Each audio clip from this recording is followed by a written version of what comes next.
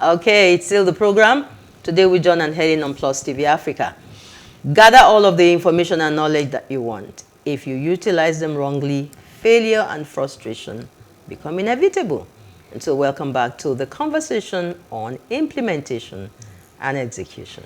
And of course, joining us right away to break down SMART objectives is our SMART second guest today, who's a chartered accountant with over 20 years post-qualification experience in the banking and oil and gas sectors. A certified life strategist and business growth coach who currently heads whatever, I think it's called the Audacity Networks. Audacity Networks. Our guest specializes in helping high potential individuals gain self-awareness, clarify goals, achieve development objectives, and bridge the gap between performance and potential. She has a vast corporate experience spanning finance and human resources. Please let us welcome my beautiful and smart-looking Juliet Okene. And the dress. John, this is bribery and corruption. The dress. This is bribery, you know. Thank you so much. But you welcome. look ravishing, beautiful. Thank you. I am blessed amongst women. Yes, you are.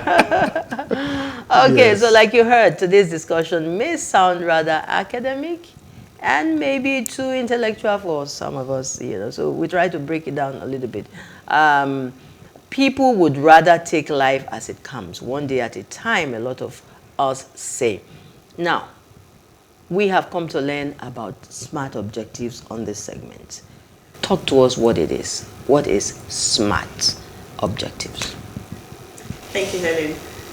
And good morning, everyone. I'm happy to be here. Like I said before, we'll talk about SMART objectives. SMART objectives comes about because of the way we set goals. So when some of us set goals, we just go right to the point and say we want this, we want that. And we don't care much about whether it is going to be achievable or whether it is even feasible. So setting SMART goals, SMART is just an acronym. Yes. The S means something, the M means something, the A means something, and of course the R means something. Okay, so what do they all mean? What does the S mean? What does the M mean? What does the R and the T, what do they mean? So the S stands for specific. Now what that means is you need to be specific on what it is you want. It's not enough for you to say, I want to be rich. You want to be rich in what? Do you want to be rich in money? Do you want to be rich in health? Do you want to be rich in clothing, in houses? Yes. You need to be specific. Now M, which is measurable, it's talking about you being specific on the number in terms of quantity, in terms of value. So let's say money. You want to be rich in money. How much money? Is it 50 million naira, $50 million? You need to be specific on the amount. That is the meaning of measurable. It can also be in terms of percentage. You could say, oh, my sales last year was 50. This year I want it to increase by 50%, by 200%. So that M stands for value in terms of number. So it's not in time? Not yet. There's time on the SMART. Okay, that's the it. T, you're smart after all. We're all smart. Because T is at the end, really. Yes. And that's time. But the M here is for quantity or value. Now let's go to A. Is it achievable? It's not enough to say, I want to lose 50 kg in a week. Is it achievable? Is it something you can really achieve? Can you really diet, exercise to the point that you lose 50 kg? Some people can. I don't know. But can you? So now, is it achievable? Now, some people also, they want to increase their sales. It's hard for one person to sell 50 pieces of their product. Now they want to the same one person to now sell 300 in the new year. Is it achievable when one person has not been able to sell 50? So you have to look at that. That's the A. Yes. Now let's look at R. Is it realistic? Ooh. Is it realistic? Is it realistic? You want to have children, but you want to have them in 2 months. We all know that conception takes 9 months. You want to have vacation, but you want to have it in the moon. One can come midnight of 31st of January. It's not possible. So it has to be realistic. Yeah. And that's what the R stands for. Okay. Now T, where Helen was talking about, which is the time bound. When you're setting SMART goals, even though you're specific, you know the number, it is achievable, it is realistic. In what time frame? Is it in a week? Is it in an hour? Is it in a day? Is it in 6 months? Is it in 6 years? So if you can follow this analogy, this acronym, your chances of achieving your goals are higher. Okay. Now, we've assumed that we all want to be smart like you. Well, thank you. Talk smart, look smart. Okay. So what happens to all of the past goals that we've been having? And haven't fully accomplished January 1st, which most of us will do, we'll say, oh, we are setting new goals. What happens to all the goals that we, 2021 goals? Do we trash them? Do we trash? Well, you don't have to trash them. I always ask people to start with why.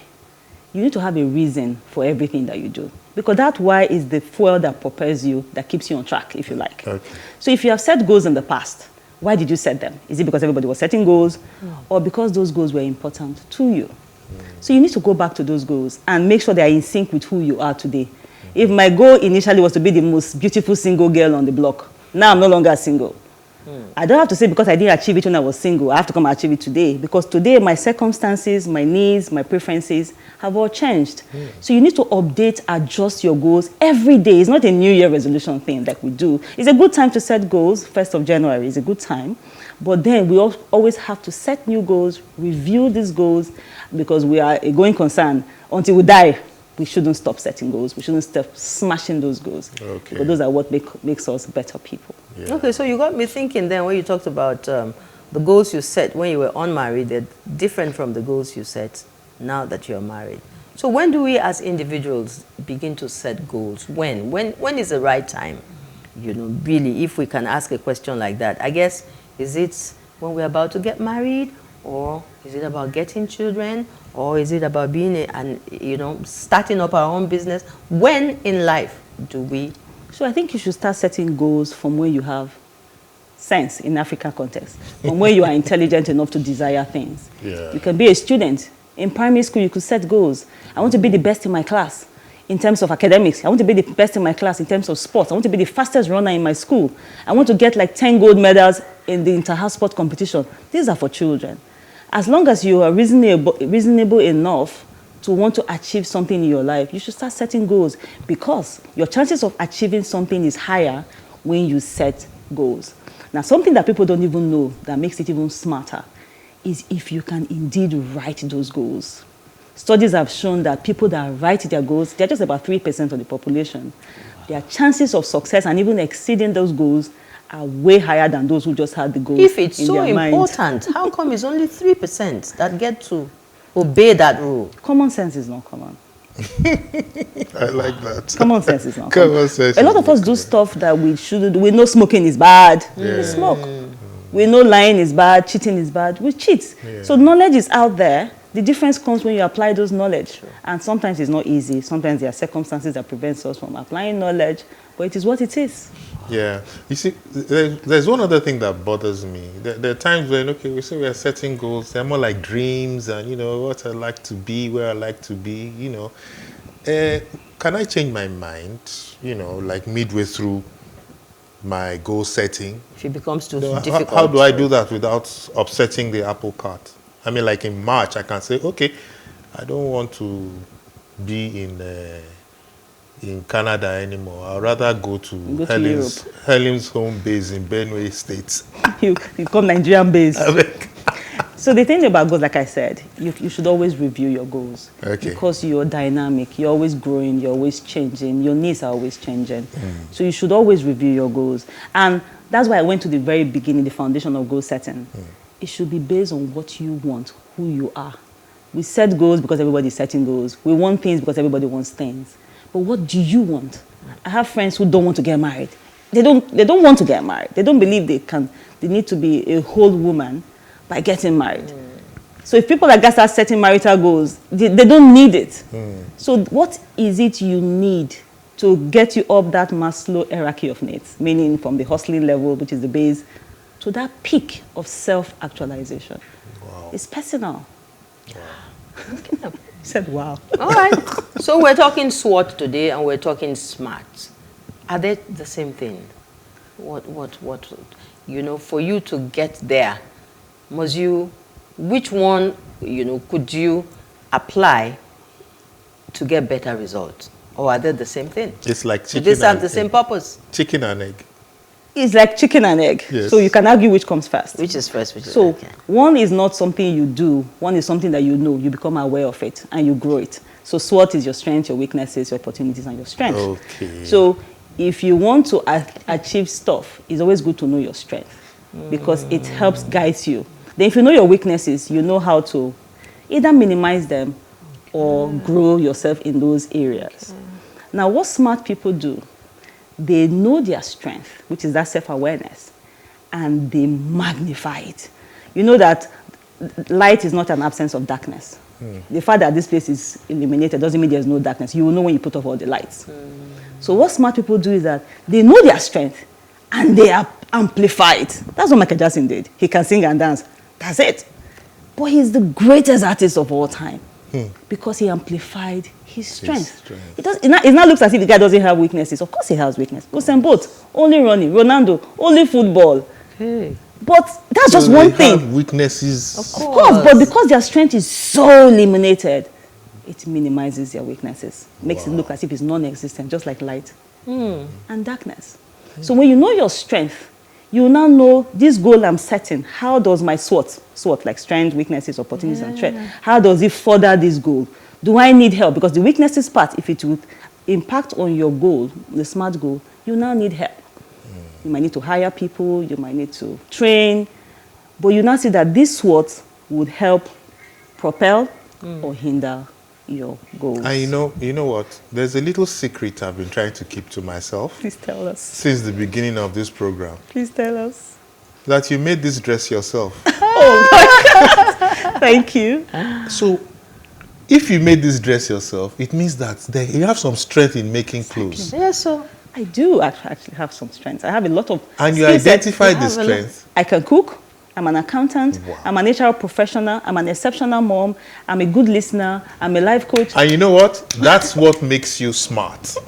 Thank you so much. Thank you so much. So thank Thank you you. so much. Thank you. And Thank would, you. On that note, want to We thank can you thank so you much now. for being with us. I mean, and for lighting up our show today. And thank you for Really. acting ignorant on the topic being discussed because I know you are smart got and me. you know everything. You got me there. Thank you, Helen, thank for you having so me. much. I've enjoyed my time with you today. I did as well. And I know you would come back at some other time. I would You love will. to come We back. have so much to learn from you. Thank you, ma'am. Thank you. All right, so many takeaways from that conversation. You will say yes to it. Thank you so much. Moving on, it's that time where we sweat it out. And the S.M.A.R.T is waiting anxiously to take us through the workout session, John. I'm We're waiting working too. out. Yeah. And Of course, when we're through with the gym, Ferran Shurunga, who has also come with 2 guests today, will be on our seat with Yomi Olajundoye and Otuke Uyeri to help us with conquering I procrastination. can't wait for that. Off we go to the gym.